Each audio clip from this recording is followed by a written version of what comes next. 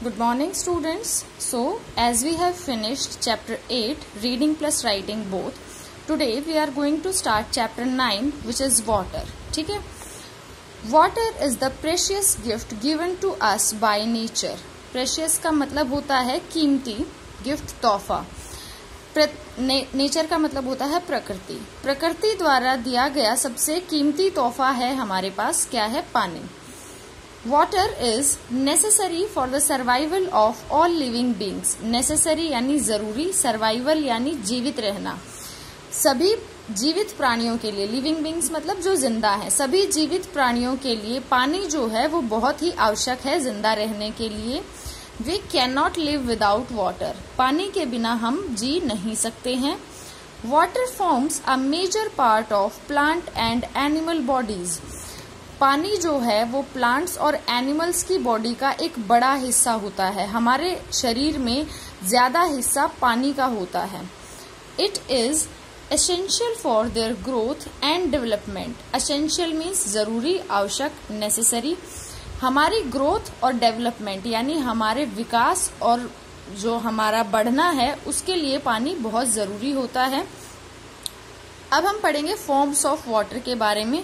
पानी किन किन रूपों में पृथ्वी पर प्रेजेंट है. Water exist in 3 forms. पानी की 3 मुख्य फॉर्म्स होती हैं, सॉलिड, लिक्विड एंड गैस. जिसमें कि सॉलिड फॉर्म होती है जो कि रिजिड होती है, लिक्विड फॉर्म होती है जो फ्लोई होती है, एंड गैसियस फॉर्म होती है जिसे कि हम देख नहीं सकते हैं. गैसियस फॉर्म को हम वाटर वेपर भी बोलते हैं. पहली फॉर्म जो है वो है solid form, that is ice. ठीक है, पानी की जो सॉलिड फॉर्म है उसको हम आइस कहते हैं. बेटा आप लोग पहले भी पढ़ चुके होंगे कि कोई भी मैटर है वो 3 स्टेट में एग्जिस्ट करता है, सॉलिड, लिक्विड और गैस. सॉलिड फॉर्म वो होती है जिसका एक फिक्स शेप होता है, साइज होता है और उसको बदला नहीं जा सकता इजीली. लिक्विड फॉर्म वो होती है जो जिस भी चीज में हम डालें उसको आराम से डल जाए और उसी का शेप ले ले. और गैसियस फॉर्म वो होती है जो कि जितना भी मर्जी जगह हम उसको दे दें उसी में वो सारा फैल जाए. ठीक है, तो पानी की जो सॉलिड फॉर्म है वो आइस है, बर्फ है. इन कोल्ड रीजन्स, ठंडे इलाकों में, एंड ऑन माउंटेन्स, पहाड़ों के ऊपर, वाटर गेट्स फ्रोजन, पानी जम जाता है. वाटर चेंजेस इनटू आइस, और किस चीज में बदल जाता है?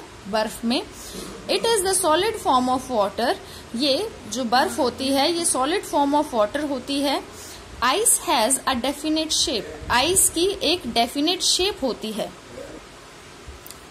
Ice is lighter than water. बर्फ जो है वो पानी से हल्की होती है. This is the reason that it floats on the water. और यही कारण है, रीजन मीन्स कारण, कि वो जो बर्फ होती है वो पानी के ऊपर फ्लोट मीन्स तैरती है. ठीक है, आप कभी देखना पानी का ग्लास भरना और उसमें ये बर्फ डाल देना, बर्फ का क्यूब, तो आप देखोगे कि बर्फ डूबती नहीं है उसमें, वो तैर जाती है. क्यों? क्योंकि जो बर्फ है वो पानी से लाइटर होती है.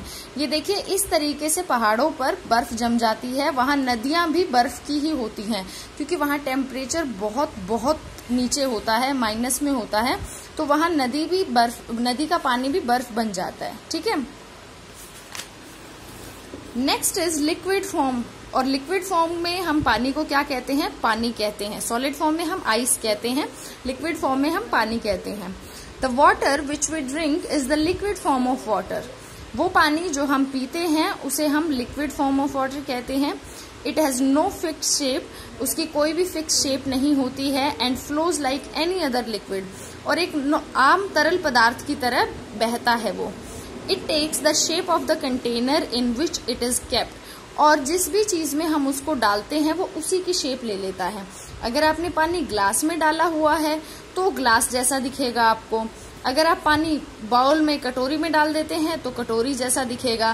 थाली में डालते हैं तो थाली जैसा दिखेगा. ठीक है, जिस चीज में आप डाल रहे हैं पानी को उसी जैसी उसकी शेप हो जाएगी.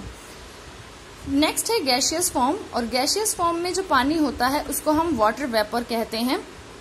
When we put wet clothes under the sun to dry, जब हम गीले कपड़े धूप में सुखाते हैं, water from the clothes goes into the air. तो जब वो कपड़े सूख जाते हैं, गीले हैं मतलब उनमें पानी है और सूखने के बाद उनमें पानी नहीं है, तो वो पानी गया कहाँ? वो पानी सूर्य की किरणों से गर्म होकर हवा में चला जाता है। Water from other water resources like lakes, rivers and oceans also goes into the air.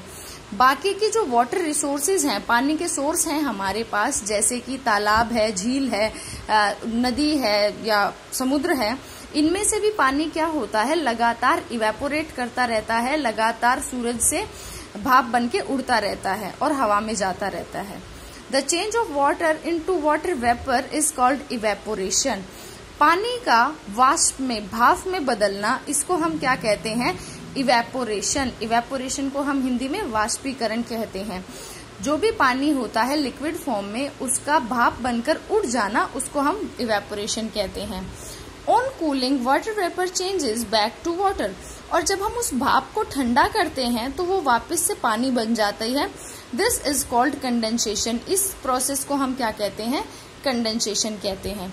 आज हम इतना ही पढ़ेंगे। इसमें 3 मेन चीजें आई है। जो वाटर है उसकी 3 फॉर्म्स हैं। पहली तो सॉलिड, लिक्विड और गैस में वाटर, आइस, वाटर और वाटर वेपर। दूसरी चीज इसमें आई है evaporation, changing of water into water vapour, उसको हम इवेपोरेशन बोलते हैं। और तीसरी चीज इसमें आई है condensation, change of water vapour into water is called condensation. तीनों चीजें आपको ध्यान से पढ़नी है। पूरा चैप्टर आपको जोर से पढ़ के और प्रैक्टिस करना है। कोई भी डिफिकल्ट वर्ड हो, कोई सेंटेंस हो जो आपको समझ में ना आया हो, आप मुझसे पूछ सकते हैं। Thank you.